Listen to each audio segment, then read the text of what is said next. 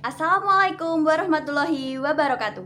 Shalom, salam sejahtera bagi kita semua. Yang terhormat Dewan Juri dan hadirin sekalian, perkenankan saya, Ovelia Putri Agustik, dengan tegas menyatakan bahwa saya sangat tidak setuju dengan mosi Dewan ini menyesalkan transisi OpenAI menuju struktur perusahaan berorientasi profit. Sebelum itu, kita bahas dulu konsep dari debat kali ini. Yang pertama, OpenAI didirikan pada tahun 2015 sebagai organisasi riset kecerdasan buatan non-profit dengan misi kecerdasan umum buatan mampu memberikan manfaat bagi seluruh umat manusia. Selanjutnya, pada tahun 2025, OpenAI merestrukturisasi operasionalnya ke dalam model Public Benefit Corporation, yaitu PBC. PBC sendiri adalah struktur perusahaan berorientasi profit yang secara hukum memungkinkan perusahaan untuk mengejar nilai bagi pemegang saham sekaligus tujuan kepentingan publik secara bersamaan. Sedangkan profit terbatas adalah model bisnis di mana investor hanya diperbolehkan memperoleh keuntungan hingga batas tertentu yang telah ditetapkan sebelumnya. Selanjutnya, Timbro tadi mengatakan bahwa ketika sebuah organisasi mengejar sebuah profit, maka otomatis ia akan mengorbankan etika demi keuntungannya. Ini adalah kesalahan berlogika, di mana Timbro mengeklaim bahwa suatu tindakan awal akan memicu serangkaian kejadian yang berantai, yang berujung pada konsekuensi ekstrim, tanpa didukung dengan bukti nyata dan juga valid. Karena tidak semua perusahaan profit itu bersifat eksploitatif, karena justru banyak perusahaan profit yang justru menghasilkan dampak sosial yang sangat besar dan luas.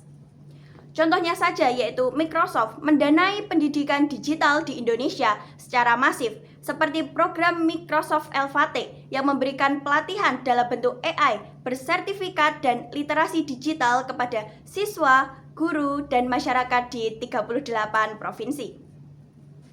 Lalu yang kedua, tim pemerintah tadi mengatakan bahwa banyak penyalahgunaan AI seperti deepfake dan juga penipuan. Timbro memberikan contoh yaitu seperti deepfake, AI pornografi, dan juga penipuan secara digital. Tetapi kami ingin bertanya, apakah masalah itu muncul karena OpenAI menjadi profit oriented? Tentu tidak. Masalah itu muncul karena teknologi AI memang bisa disalahgunakan oleh siapapun dan kapanpun, terlepas dari struktur perusahaan pembuatannya. Misalkan di hari yang akan datang OpenAI kembali menjadi non-profit, apakah deepfake otomatis akan hilang? Tentu tidak. Artinya, Timbro sudah salah sasaran. Masalahnya bukan struktur bisnis OpenAI, tetapi masalahnya adalah penggunaannya itu yang menyalahgunakan AI tersebut. Lalu, solusinya apa? Solusinya adalah yang pertama, yaitu regulasi yang ketat oleh pemerintah. Contohnya, seperti Peraturan Menteri Komunikasi dan Digital pada tahun 2026 yang menyatakan bahwa anak usia 13 tahun hingga anak usia 16 tahun dilarang memiliki akun platform digital yang beresiko tinggi, seperti media sosial. Lalu yang kedua yaitu edukasi digital oleh pemerintah. Lalu yang ketiga, tata kelola sistem untuk pengawasan. Jadi, bukan menyesali model profitnya. Oleh karena itu, jangan menyalahkan pabrik OpenAI ketika seseorang menggunakannya untuk hal-hal yang negatif ataupun untuk kejahatan. Lalu, saya memiliki beberapa argumen. Argumen saya yang pertama, yaitu Timbro salah menduga akar masalah dari debat ini. Timbro mengatakan mengenai deepfake, penipuan, dan AI pornografi. Lantas, apakah masalah itu muncul setelah OpenAI menjadi PBC? Tidak, masalah itu sudah muncul sejak awal perkembangan AI generatif, yang artinya bahwa masalah itu melekat pada teknologinya, bukan pada struktur koperasinya. Ini penting, karena jika masalah berasal dari teknologi, maka pengubahan struktur OpenAI dari non-profit ke profit tidak otomatis memperburuk masalah tersebut.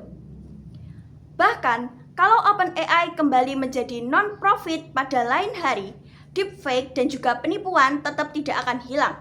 Jadi, solusi dari tim pemerintah tidak menyelesaikan akar masalah dalam debat ini. Lalu yang kedua, yaitu dana besar itu syarat, bukan masalah.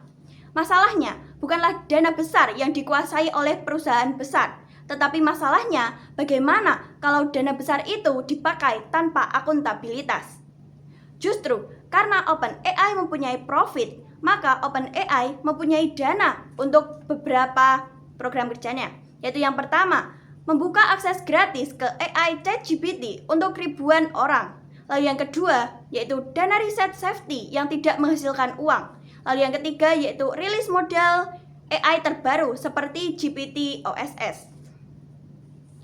Perusahaan non-profit miskin tidak bisa melakukan itu. Jadi bahayanya bukan profitnya, tetapi kalau tidak ada profit sama sekali, maka itulah bahaya yang nyata. Lalu yang ketiga, yaitu tanpa struktur profit, dana besar juga akan tetap dikuasai oleh perusahaan besar saja. Kalau OpenAI tetap non-profit murni, maka tidak akan bisa bersaing untuk mengumpulkan dana. Transisi ke profit justru memberi peluang kepada perusahaan-perusahaan lain untuk masuk ke dalam OpenAI, seperti Microsoft dan juga SoftBank. Hal itu akan menambah layanan publik yang lebih maksimal.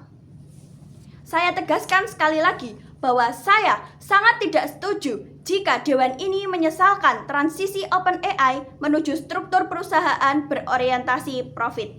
Sekian argumen yang dapat saya sampaikan. Mohon maaf bila ada salah kata. Terima kasih. Wassalamualaikum warahmatullahi wabarakatuh.